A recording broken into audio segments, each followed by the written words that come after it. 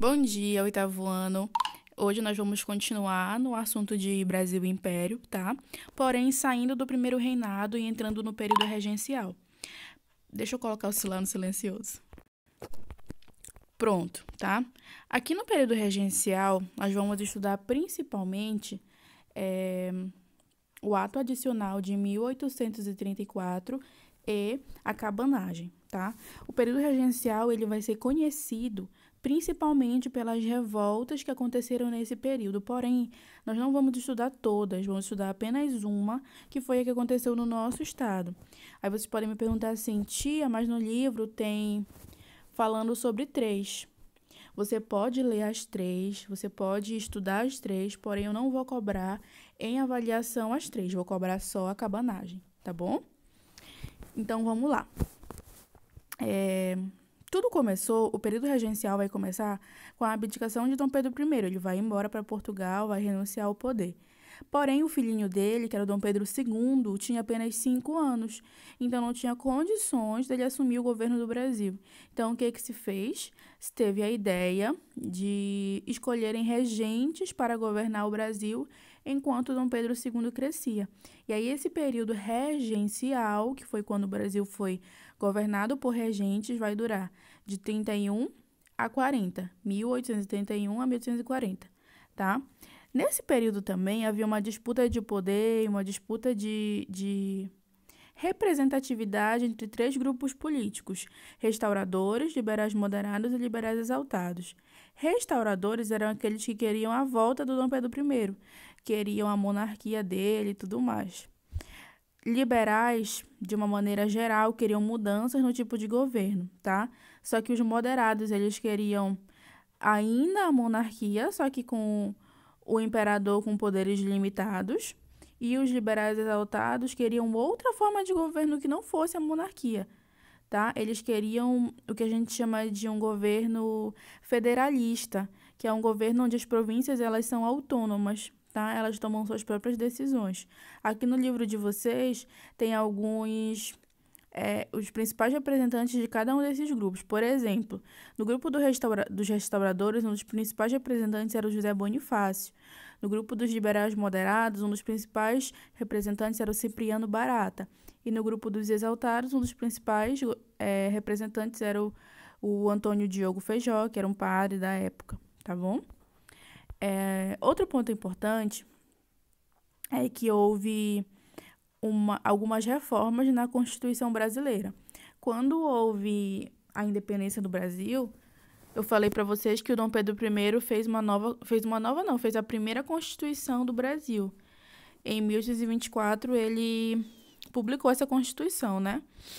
Só que, 10 anos depois, na época do período regencial, sentiram a necessidade de fazer algumas reformas nessa Constituição, por meio de um documento chamado Ato Adicional, ou Ato Adicional de 1834. Vamos ver aqui as principais mudanças, ó. Suspenderam o poder moderador durante as regências, né? Porque, óbvio, se eu não tenho um imperador, quem é que vai exercer esse poder?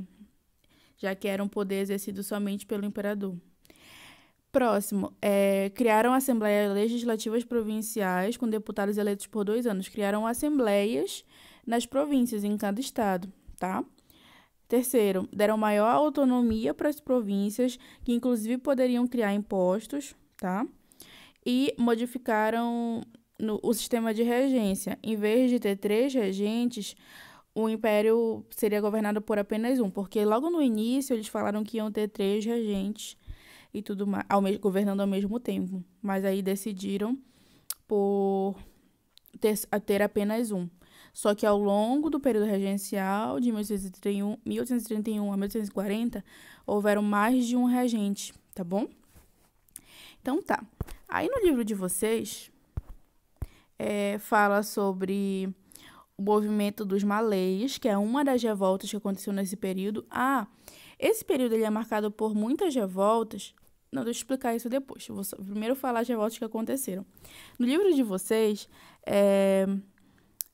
tem a Revolta dos Malês, tem a Revolução Farroupilha e tem a Cabanagem, que é o que nós vamos estudar. Além dessas 3, tiveram outras, principalmente a Sabinada, tá? que não tem no livro de vocês, mas que aconteceu. E a gente pode citar também a balaiada, tá bom? Sabinada, balaiada, malês, farroupilha e cabanagem, certo?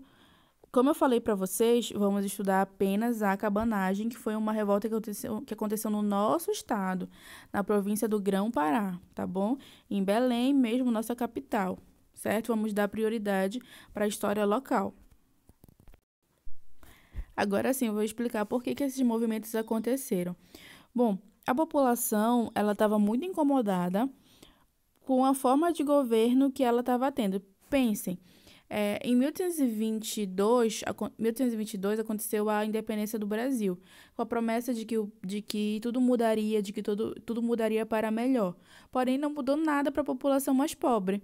Então, a população mais pobre foi acumulando no seu coração essa revolta, essa contestação, tá? E aí, quando chegou no período regencial, essa revolta para com o governo do país, para com o governo do Brasil, seja Dom Pedro, seja os regentes, explodiu, tá? A população, ela começou a se revoltar contra o autoritarismo do governo, que tomava sempre as decisões sem pensar nos interesses de todos, e também contra a situação, a condição de vida que eles tinham, tá? Os malês aconteceu na Bahia e o movimento dos malês, só para quem for se aprofundar, é muito interessante porque foi um movimento organizado pelos escravizados, tá?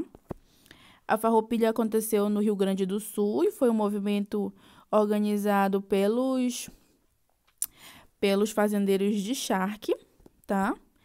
E a cabanagem aconteceu em Belém do Pará, o que nós vamos estudar. Essa imagem aqui é muito linda, ó, é os cabanos, por isso que se chama cabanagem. Cabanos são aqueles que participaram da revolta contra as tropas reais, tá? Vamos ver aqui no zoom. No Grão-Pará, a cobrança de impostos era muito alta e tudo estava ficando muito caro, os alimentos que eu digo, e as mercadorias que eles consumiam. A população se revoltou principalmente por isso, pela cobrança de altos impostos e pelo preço alto dos alimentos. Estava uma situação muito ruim, principalmente para a população mais pobre. A revolta vai acontecer em 1835, lá pela metade do período regencial. E essa revolta vai ser formada principalmente pelos afrodescendentes, que são aqueles escravizados e ex-escravizados, pelos indígenas e pelos mestiços. Belém vai sofrer uma revolução nesse período. Por quê? Porque eles vão chegar ao poder e eles vão tomar o poder, vão tirar quem estava no governo e vão assumir o governo de Belém, chegando a decretar, inclusive, separação do resto do Brasil, tá?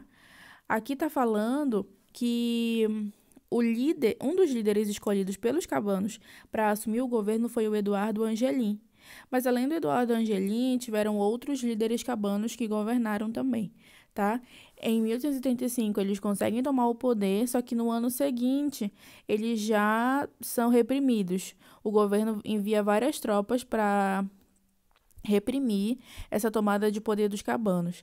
Acaba que muitos cabanos conseguem fugir para o interior, para as matas, mas continuam sendo perseguidos aí durante vários anos.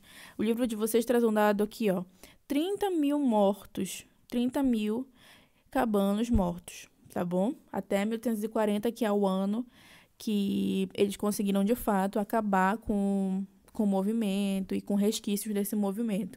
Alguns historiadores de Belém falam que esse movimento, na verdade, durou até 1845, tá? Durou aí 10 anos, com os cabanos ainda em fuga e se refugiando em vários lugares do estado do Pará, certo? Não sei se eu já falei, se eu já citei, mas aqui no Pará, a revolta dos cabanos também é chamada de cabanagem. Certo isso, pessoal? Então, por hoje é só. Beijos e até a próxima aula. Eu vou deixar também a atividade aqui na plataforma, tá?